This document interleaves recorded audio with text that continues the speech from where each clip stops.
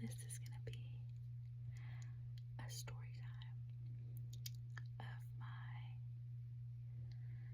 labor and delivery of my fourth baby. So, it was a free birth. If you don't know what a free birth is, it basically means no one was here.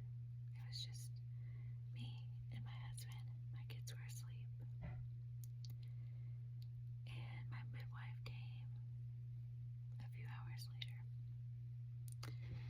So let's get into the story. I'm drinking my morning coffee. It's 8 a.m. It's 8 a.m. My baby's taking a really early nap because he got up early. And it's cloudy, and my kids wanted to watch Harry Potter. And so they're doing that. And so I was like, I could do laundry, or I could go film a fun little video. So let's film a fun little video. I'm in my husband's office. Sorry if you can hear kids coughing in the background. We've had a bit of a spring cold. So I had been having prodromal labor for, at least 2 weeks, if not longer. Like every night, I thought I was gonna have a baby. I would start having contractions. I would get up. I would kind of like prepare myself, and then everything would stop. And at the time, I felt really annoyed by that. Hold on, someone's coming in here. My kids came to ask me if they could have yogurt. But, so at the time, I thought the prodromal labor was really annoying. I was really frustrated by it. I was like, I'm not getting any sleep because my prodromal labor would be from like 10 p.m. to 2 a.m.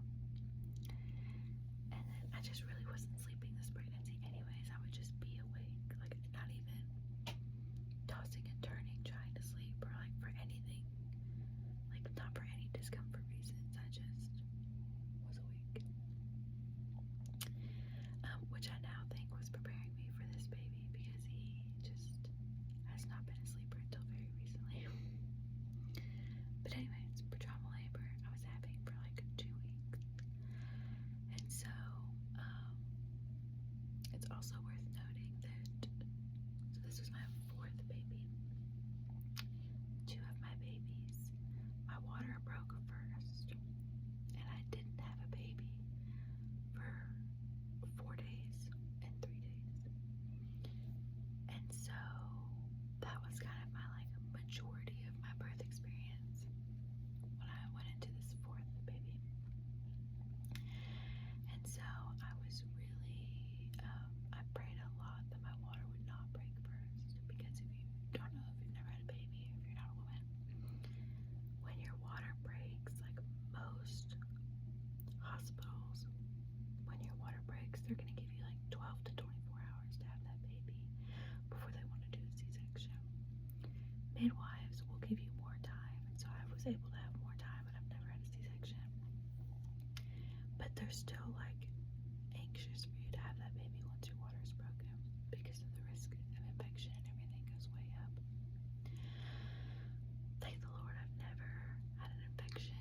I've never had any like complications from it, but it is a mental stressor of like, I've got to have this baby, because now I'm on a time clock for everyone else. And so that was like one of my number one prayers, was please don't let my water break first. So the night I went into labor, my water did not break first, and I did not think I was in labor. I was 41 weeks and 2 days, which is the earliest I've ever had a baby. They have gotten progressively earlier. So I had my first at 42 weeks, my second at 41 weeks and 5 days, my third at 41 weeks and 3 days, and my fourth at 41 weeks and 2 days. So they've progressively gotten earlier.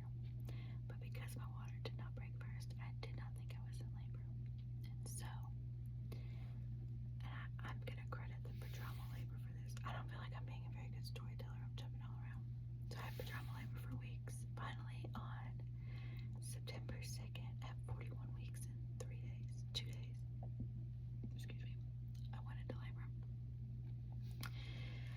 I was having contractions that afternoon to the point that I was like kind of uncomfortable, and I remember I texted my husband. He works at a bank and they close the bank at 4:30, but usually it takes them another 30 minutes to like close and leave. And I texted him and I said, hey, I'm really uncomfortable today.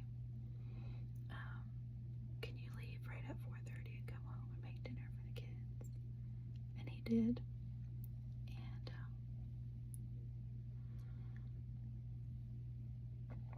I remember I took a bath. I laid in bed at some point. I just kind of took it easy. Again, in hindsight, I should have known I was going into labor, but there was nothing intense happening, nothing painful, just like was just feeling like I was 41 weeks and 2 days pregnant, and I was having some like stronger Braxton Hicks that I'd been having. And again, I live in Mississippi, so September 2nd in Mississippi, it's like 1,000,000,000 degrees. It's hot. We don't have iPads and tablets or anything cool like that. My kids are watching a DVD right now. Like, so we're outside all day, and I think I was just worn out. It's kind of what I thought. I thought I was just worn out. And then we put the kids in bed.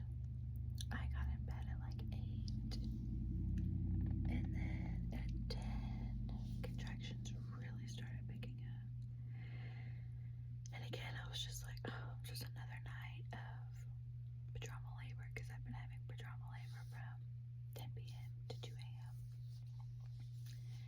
And I only know the times like after the fact. I wasn't looking at the time. When I'm in pain, I go completely inward. I shut down. All of my senses shut down. I don't speak. I typically have my eyes closed. I don't make a noise. I don't move. I just am like, I shut down. And so, but in hindsight, at about 11 p.m., contractions were really, really intense, and I started kind of like internally freaking out a little bit because I didn't think I was in labor, or because I've had long labors. I, in my head, was like, I'm gonna have to do this for 12 more hours, 24 more hours, 48 more hours. Like, they were really, really intense. Now I know I was just in transition, and that's why I was panicking. But I, in my head, was starting to do the math of like, okay, we could go wake my neighbor up, and she could come and stay with the kids while Hunter takes me to the hospital so that I can get an epidural. That's an hour away.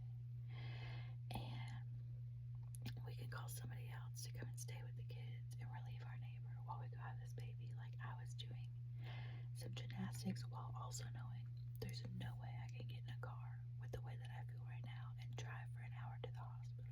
That would be like my version of hell, was getting in a car in labor. I was in my bathtub at this point. I left it out. I got into my bathtub at maybe 10:30, and my husband knew I was in labor. I was in denial.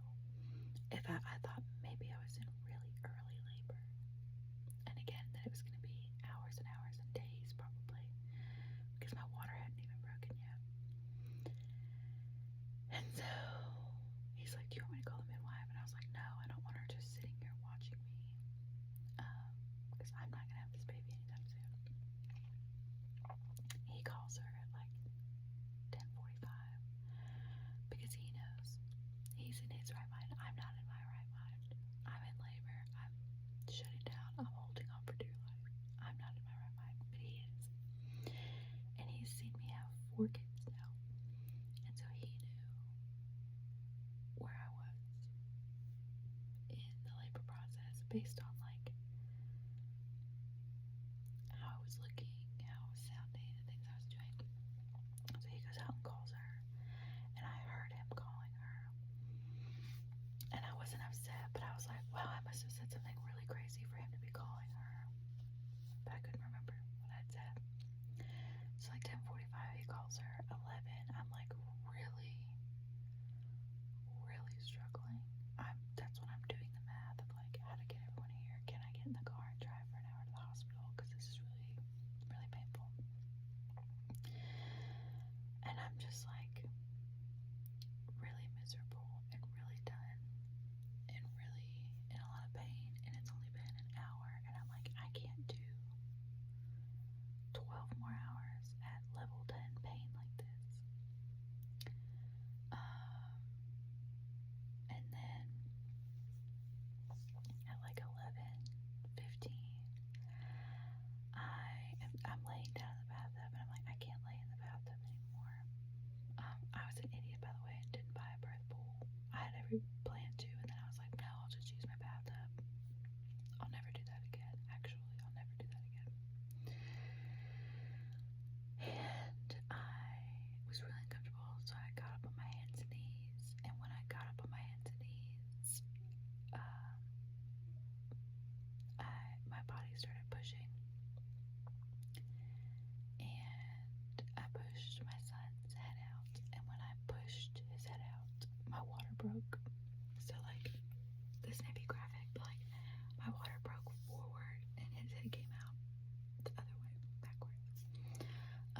And that was super uncomfortable, but I was like, praise the Lord, we're almost done. Pushing is when I get like feral, I would say. I scream when I push. A lot of people have really like beautiful chill births, and they're like, I don't push at all, my body pushes. But like, when my body starts pushing, I hate the feeling. So I bear down and push too, which they all say you're not supposed to do, and I'm sure that they're right, but this is just how I have given birth, and maybe it'll be different next time if the Lord blesses us with another baby. But his head came out, and my kids are asleep. It's just my husband there, and he's holding me down in the water because I'm in pain, and I try to run away from my pain. I try to run away, but I'm in water. So the baby has to be born underneath the water and then brought up to breathe. He can't be born above and then brought down under the water. So my husband's like holding me down in the water very gently. He's not being anything crazy. He's just got his hand on my back, like reminding me, like, you have to stay down in the water. This is not the first time this happened. It's not the first water birth I've had. And so he's holding me down, and I'm screaming at him, pull him out, pull him out, pull him out. And he's like, I can't. Only his head's out. You have to push. And so with the next contraction I had, I pushed as hard as I could, and my biggest baby came out, and my husband caught him under the water and brought him up, and I sat down, and he gave him to me, and the first words out of my mouth were, thank you, Jesus. Thank you, Jesus. Thank you, Jesus. And my baby was crying, and so I didn't have to worry that anything was like in his lungs or that anything had went wrong. He was crying. After only about an hour and a half of active labor, after having like a 96-hour birth and a 74-hour birth and a 9-hour birth, to have an hour and a half was crazy. And I'm so grateful for that. It was really intense. And it is the one, how funny that it's the one that's made me be like, I don't know if I want to do a home birth again.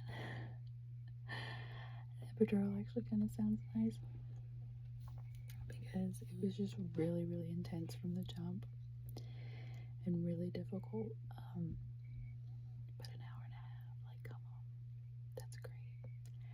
And my baby was healthy, and it was just me and my husband, and that was really cool. I had always dreamed of having a free birth, but was never someone that was like gonna actively try for a free birth. It just turned out that way, which I felt like was such a gift from the Lord. And my midwife came about an hour and a half later. I I had already moved to the bed. I had delivered my placenta. Sorry, that's TMI. And we were just in bed snuggling our new baby when my midwife got here, and she kind of looked at everything and looked me over and was like, great. He was 9 pounds 6 ounces, which is my biggest baby by over a pound. So I will definitely be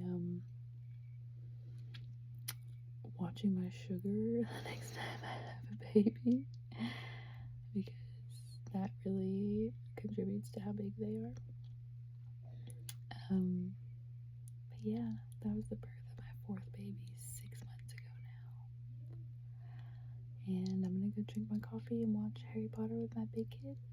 And I hope I get to talk to you guys again